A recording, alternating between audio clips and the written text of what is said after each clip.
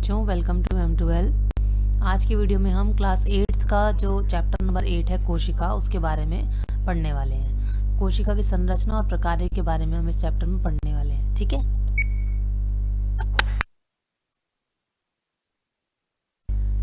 कोशिका हमें बताती है कि कोशिका, हम सबसे पहले पढ़ेंगे कोशिका है क्या। ठीक है, अब क्या होता है कि हमारा जो शरीर है वो कुछ अंगों से मिलकर बना होता है। ठीक है, हमारी आसपास छोटी छोटी जो भी वस्तुएं भी हैं वो भी चाहे सजीव हों चाहे निर्जीव हों, कुछ मूलभूत कार्य निभाती हैं और कुछ मूलभूत चीज़ों से मिलकर बनी होती हैं। तो विभिन्न अंगों के समूह विभिन्न कार्य करते हैं जो आपके द्वारा सूचीबद्ध किए गए हैं। ठीक है, अलग अलग अंगों का अलग अलग काम होता है। ठीक है, यहाँ पर इस चैप्टर में हम क्या पढ़ने वाले हैं कि अंगों की वो मूलभूत इकाई जिसे हम कोशिका कहते हैं। किसी भी अंग की कोई मूलभूत इकाई होती है, सबसे छोटी इकाई होती है, उसको हम क्या कहते हैं? कोशिका।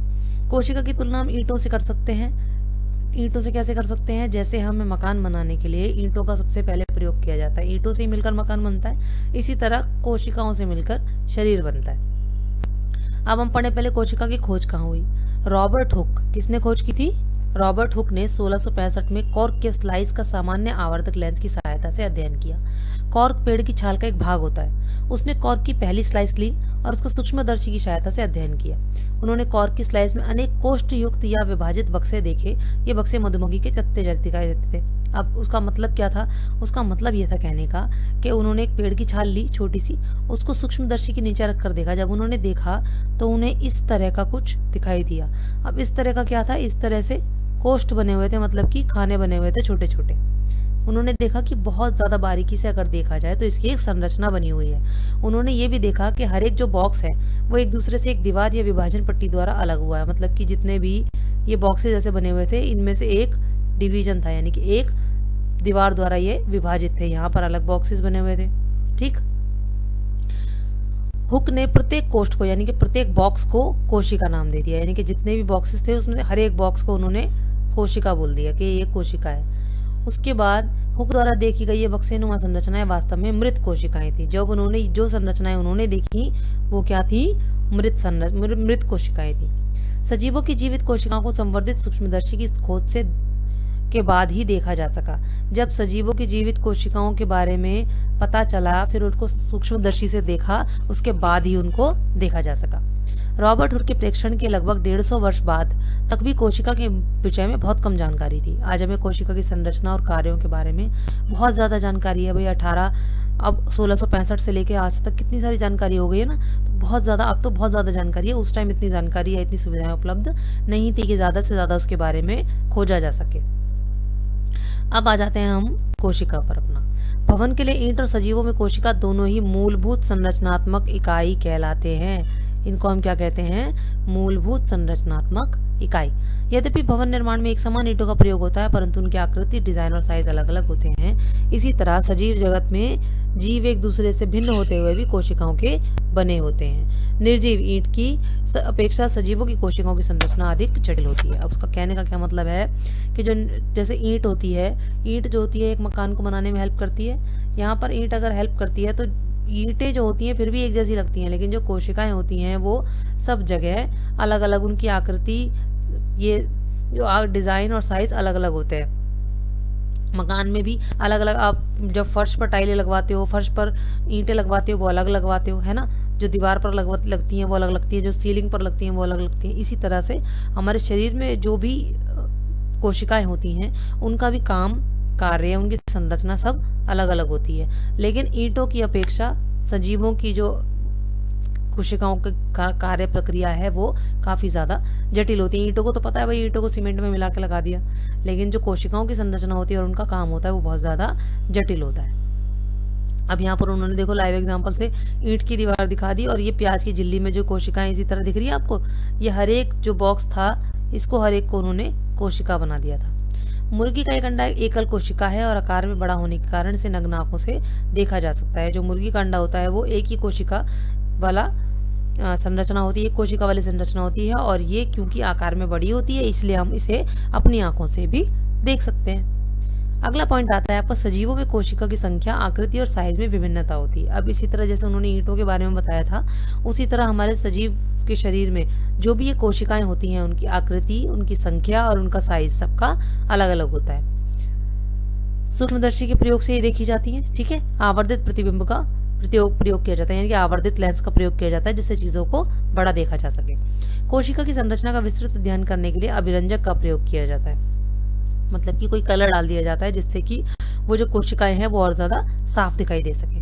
पृथ्वी पर लाखों जीव हैं, वो आकृति और साइज में भिन्न है, उनके अंगों की आकृति, साइज और कोशिकाओं की संख्या में भिन्नता होती है। अब यहाँ पर वो डिटेल में समझाते हैं आपको कोशिका की संख्याएं कैसे अलग अलग होती हैं। वो कह रहा है कि यदि आप किसी लंबे वृक्ष या हाथी जैसे विशाल जंतु के शरीर में पाई जाने वाली कोशिकाओं की संख्या का अनुमान लगा सकते हैं। अब मान लो आप अगर सोचो कि एक छाल में अगर उसको इतनी सारी कोशिकाएं दिखाई दी, तो सोचो एक पूरे पेड़ में कितनी कोशिकाएं होंगी, या एक हाथी के शरीर में अगर हम कोशिकाएं देखें तो हमारे एक शरीर के छोटे से पार्ट में इतनी कोशिकाएं होती हैं, तो पूरे शरीर में कितनी होंगी, है ना। तो ये संख्या अरबों खरबों में चली जाती है। मनुष्य के शरीर में कई खरब कोशिकाएं पाई जाती हैं जो आकृति और साइज में अलग अलग होती हैं, और कोशिकाओं के विभिन्न समूह जो होते हैं वो अलग अलग काम करते हैं। अब अरब खरब आप सोचोगे कितना होता है, तो ये भी उन्होंने यहाँ बता दिया है कि 1 अरब में 100 करोड़ होते हैं और 1 करोड़ में 100 लाख होते हैं। तो आप ये भी ये सोच लो, अगर 1 करोड़ में 100 करोड़ होते हैं तो कई अरबों खरबों कोशिकाएं जो है वो हमारे शरीर में पाई जाती हैं। वो जीव जिनका शरीर एक से अधिक कोशिकाओं का बना होता है वो बहुकोशिका होते हैं। यहाँ उन्होंने मुर्गी के अंडे का क्या बताया था, एकल कोशिका बताई थी, जिसमें एक ही कोशिका होती है, तो वो मुर्गी का अंडा एकल कोशिका हो गई। और जिसमें एक से ज्यादा कोशिकाएं होती हैं, जिसका शरीर एक से ज्यादा कोशिकाओं से मिलकर बना होता है, उसे क्या कहते हैं, उसे कहते हैं बहुकोशिक, यानी कि अनेक कोशिकाओं वाला। छोटे जीवों में कोशिकाओं की संख्या कम होती है, उनके क्रियाकलापों और किसी तरह प्रभावित नहीं करती। वो कह रहा है कि जितने भी छोटे जीव होते हैं उसमें कोशिकाओं की संख्या क्योंकि कम होती है, तो वो उनके क्रियाकलापों को ज्यादा प्रभावित नहीं करती है। अब वो कह रहा है कि आपको जान के हैरानी हो जाएगी कि अरबों कोशिकाओं वाले जीवों के जीवन का प्रारंभ एक कोशिका से ही होता है। मतलब कि आप ये सोचो, अगर एक जीव के अंदर अरबों खरबों कोशिकाएं हैं, तो उसका जो उसकी उत्पत्ति हुई है, जो वो बहुत सारी कोशिकाएं बनी है, वो किससे बनी होंगी, एक कोशिका से बनी होंगी। तो इन सबके जो जीवन का प्रारंभ होता है वो प्रारंभ एक ही कोशिका से होता है, जो एक निषेचित अंडा है। ठीक है, निषेचित अंडा गुणन करता है और वृद्धि और परिवर्तन के साथ कोशिकाओं की संख्या बढ़ती जाती है। वो कह रहे हैं कि वही एक निषेचित अंडा क्यों करता है, बढ़ता है, गुणन करता है, अपनी संख्या बढ़ाता रहता है और धीरे धीरे वृद्धि करते करते करते करते कोशिकाओं की संख्या बढ़ती चली जाती है। अब यहाँ पर वो चित्र में दिखाता है, एक अमीबा और पैरामीशियम का चित्र उसने दिखाया। वो कह रहा है कि ये दोनों जीव एकल कोशिका के बने, यानी कि दोनों में एक ही मेन कोशिका पाई जाती है। एक कोशिका वाले जीवों को एक कोशिक कहते हैं, हम यहाँ पढ़ दिया। बहुकोशिका वाले जीवों को बहुकोशिक कहते हैं और एक कोशिका वाले जीवों को एक कोशिक कहते हैं।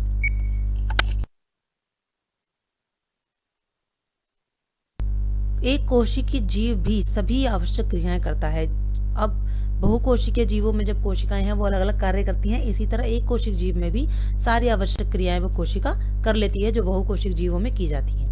ठीक है, एक कोशिक जीव जैसे कि अमीबा भोजन का अंतर्ग्रहण करता है, पचाता है और श्वसन, उत्सर्जन, वृद्धि एवं प्रजनन भी करता है। वो कह रहा है कि एक कोशिक जीव अमीबा एक कोशिक होता है, लेकिन जितने भी कार्य होते हैं शरीर के, खाना अंतर्ग्रहण करना माने कि खाना खाना और उसको पचाना, श्वसन करना यानी कि सांस लेना, खाने को निकालना, वृद्धि करना और प्रजनन करना, वो सब वो एक कोशिकीय जीव उसी कोशिका के माध्यम से कर लेता है। बहुकोशिकीय जीवों में सभी कार्य विशिष्ट कोशिकाओं के समूह द्वारा संपादित किए जाते हैं। और जो बहुकोशिकीय होते हैं उसमें तो बहुत सारी कोशिकाएं होती हैं, तो कुछ कोशिकाओं के समूह जो होते हैं वो अलग अलग बढ़ जाते हैं। जैसे एक बड़ा सा ग्रुप है, उसमें अपने छोटे छोटे ग्रुप बना दिए और हर एक ग्रुप को एक काम दे दिया कि आपका ये काम है, आप श्वसन में काम करोगे, आप वृद्धि में काम करोगे, आप प्रजनन में काम करोगे।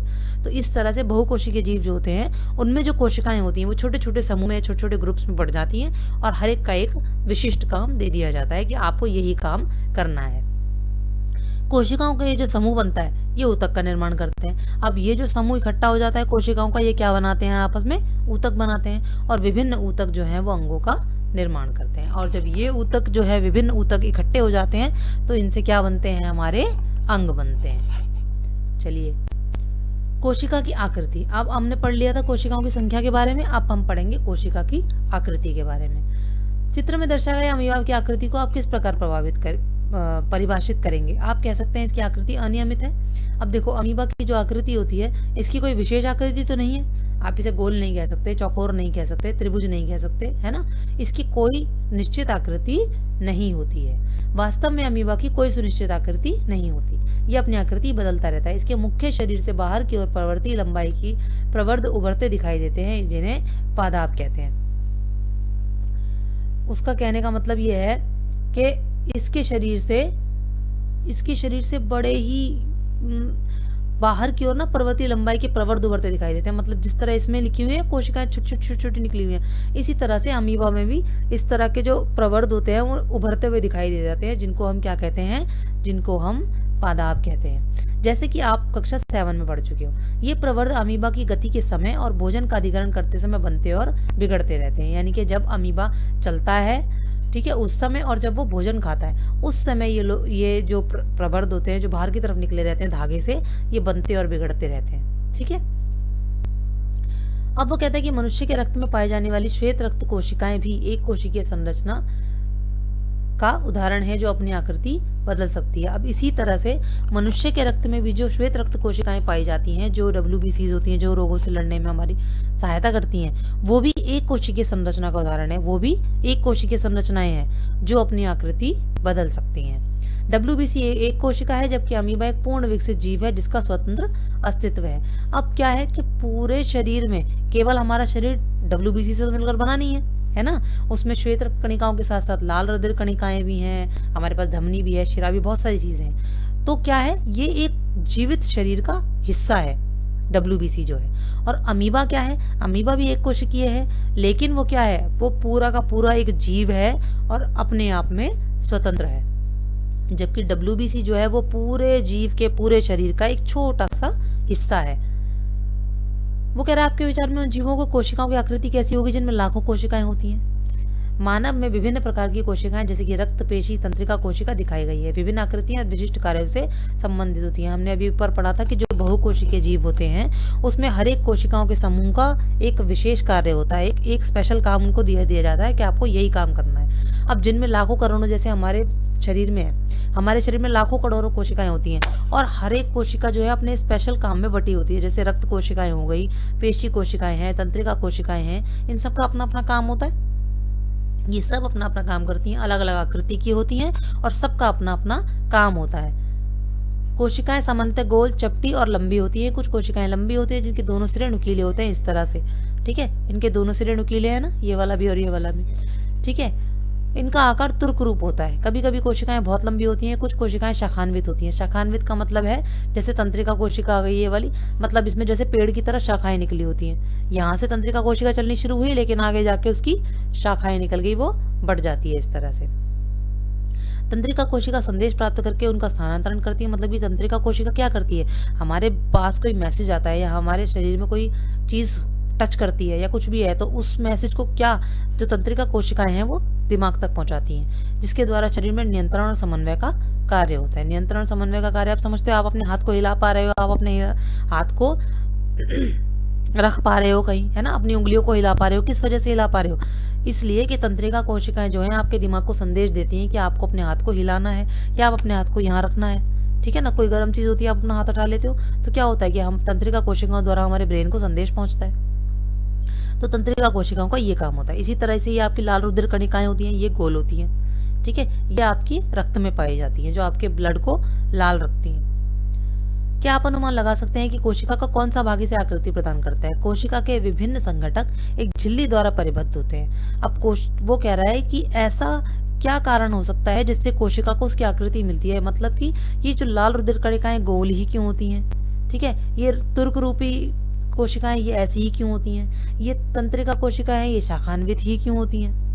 तो उसका कहने का मतलब है कि कोशिका के अलग अलग संघटक एक झिल्ली द्वारा परिबद्ध होते हैं। मतलब कि एक झिल्ली से घिरे होते हैं सबके सब। ये झिल्ली पौधों और जंतुओं की कोशिकाओं को आकृति प्रदान करती है। यही झिल्ली होती है जो पौधों में भी और जंतुओं में भी उनकी जो कोशिकाएं होती हैं उनको आकृति प्रदान करती है। पादप कोशिका यानी पौधों की जो कोशिकाएं होती हैं उसमें एक अतिरिक्त आवरण होता है। अतिरिक्त आवरण का मतलब होता है एक्स्ट्रा कवर होता है, मतलब कि एक और कवर चढ़ा होता है, जिसे कोशिका भित्ति कहते हैं। क्या कहते हैं हम इसे, कोशिका भित्ति, ये आपकी डेफिनेशन है एक। ये कोशिकाओं का आकार और दृढ़ता प्रदान करती है। अब ये कोशिकाओं को क्या करती है, एक तो आकार तो दे ही देती है, इसकी आकृति निश्चित हो जाती है और उसे मजबूती भी देती है। अब आ जाते हैं हम कोशिका के साइज पर। अब हमने कोशिकाओं की संख्या पढ़ ली, कोशिकाओं की आकृति पढ़ ली, अब हम आ जाते हैं कोशिकाओं के साइज पर। कोशिकाओं का साइज, सजीवों में कोशिका का साइज 1 मीटर से 10 लाखवें भाग यानी कि माइक्रोमीटर या माइक्रोन के बराबर छोटा हो सकता है। मतलब कि उसके कहने का मतलब कि कितना छोटा हो सकता है कि जो 1 मीटर का होता है, 1 मीटर का 10 लाखवां हिस्सा, उतनी छोटी होती है एक कोशिका। और कुछ सेंटीमीटर लंबी भी हो सकती है, परंतु अधिकतर कोशिकाएं अति सूक्ष्मदर्शी होती हैं, मतलब कि इतनी छोटी होती हैं कि आप उन्हें अपनी आंखों से नहीं देख सकते, आपको उन्हें सूक्ष्मदर्शी से ही देखना पड़ता है। सबसे छोटी कोशिका का साइज 0.1 से 0.5 माइक्रोमीटर होता है। ये भी एक इंपॉर्टेंट बात उन्होंने बताई है कि सबसे छोटी कोशिका जो है उसका साइज कितना है, 0.1 से 0.5 माइक्रोमीटर, जो कि जीवाणु कोशिका है। इसको क्या कहते हैं, जीवाणु कोशिका। सबसे बड़ी कोशिका, अब आपसे पूछी जाए सबसे छोटी कोशिका कितनी बड़ी होती है, सबसे बड़ी कोशिका कितनी बड़ी होती है, तो आप यहाँ से बता सकते हो। सबसे बड़ी कोशिका होती है शुतुरमुर्ग कांडा, जिसका साइज 170 मिलीमीटर इंटू 130 मिलीमीटर होता है। ठीक है, चलिए अब आपने तीनों चीजें पढ़ ली हैं। कोशिका का साइज पढ़ लिया हमने, कोशिका की संख्या पढ़ ली और कोशिका की आकृति भी पढ़ ली। किसी कोशिका के साइज का संबंध किसी पौधे या जंतु के साइज से नहीं होता। यहाँ कहने का क्या मतलब है कि जीव चाहे कितना भी बड़ा हो, चाहे वो चींटी हो और चाहे वो हाथी हो, उन सबकी कोशिकाओं का जो साइज होगा वो सेम ही होगा, उससे जंतु के साइज से कोई फर्क नहीं पड़ता। ऐसा बिल्कुल भी आवश्यक नहीं है कि हाथी की कोशिकाएं चूहे की कोशिकाओं से बहुत ज्यादा बड़ी हैं। ठीक है, कोशिका के साइज का संबंध उसके प्रकार से है। कोशिका का साइज कैसा है ये किस बात पर निर्भर करता है कि उसका काम कैसा है, उस कोशिका का काम क्या है। अब उसने कहा कि उदाहरण के लिए तंत्रिका कोशिकाएं हाथी और चूहे में दोनों में लंबी और शाखान्वित होती है। मतलब कि चाहे हाथी में हो चाहे चूहे में हो, दोनों में तंत्रिका कोशिकाएं इसी तरह की होंगी, रक्त कोशिकाएं इसी तरह की होंगी। तो साइज से डिपेंड नहीं करता, किस बात से डिपेंड करता है कि काम क्या है। जैसा काम होगा उस काम के अकॉर्डिंग उसकी साइज और उसकी आकृति होगी। ठीक है, अब हम पढ़ लेते हैं कोशिका संरचना और उसके प्रकार, मतलब कि कोशिका की संरचना कैसी होती है और उसके काम क्या क्या होते हैं। किसी तंत्र में प्रत्येक अंग अलग अलग प्रकार करता है। अब वो कह रहा है कि किसी का भी तंत्र हो, जो शारीरिक तंत्र होता है, उसमें हर एक अंग अलग अलग काम करता है। पाचन करना, स्वांगीकरण करना, अवशोषण करना, मतलब कि पाचन करना, सांस लेना हमारे अलग अलग अंगों का काम है। सांस लेना हम नाक से फेफड़ों से करते हैं, है ना। फिर इसी तरह पादप अंग भी ऐसे ही होते हैं, पौधों में भी ऐसा ही होता है। पौधों में हर हिस्से का अपना काम होता है जो उस काम को प्रॉपरली करता है। जैसे जड़ और खनिजों के अवशोषण में सहायता करता है। जो अब पौधों में जो जल होता है, पानी होता है, जब वो क्या करता है कि उसकी जो पौधे की जड़ है वो क्या काम करती है, पौधे की जड़ उस जो हम पानी डालते हैं ऊपर से वो, और मिट्टी में जो खनिज होते हैं उनको अवशोषित करने में यानी कि उनको सोखने में बहुत ज्यादा सहायता करती है। प्रत्येक अंग पुनः छोटे भागों से बना होता है। अब वो कह रहा है कि हर एक अंग और छोटे छोटे भागों से बन जाता है, जिसे ऊतक कहते हैं। अब वो कह रहा है कि हमने ऊपर पढ़ लिया था ऑलरेडी कि कोशिकाओं का समूह एक बन जाता है, जिसमें बहुत सारी कोशिकाएं होती हैं, उसका समूह बन जाता है, छोटे छोटे समूह बन गए, वो छोटे छोटे समूह मिलकर ऊतक बनाते हैं और वो ऊतक मिलकर अंग बनाते हैं। तो जो अंग छोटे भागों से बना होता है उन्हें हम क्या कहते हैं, उन्हें हम ऊतक कहते हैं। ऊतक एक समान कोशिकाओं का वो समूह है जो एक विशिष्ट प्रकार करता है, यानी कि ऊतक एक जैसी कोशिकाओं का ऐसा समूह होता है जो एक स्पेशल काम में जिसको लगा दिया जाता है, वो उसका स्पेशल काम बन जाता है, उसको वही काम करना होता है। ठीक है, चलिए अब यहाँ तक हमने पढ़ लिया है। इसके आगे का टॉपिक हम अगले वीडियो में कवर करेंगे। आई होप आप सबको अच्छे से समझ आया होगा। अगर आपको पसंद आया है वीडियो तो प्लीज़ हमें ज़रूर कमेंट सेक्शन में बताइएगा। हम आपसे अगले वीडियो में ज़रूर मिलेंगे। तब तक के लिए कीप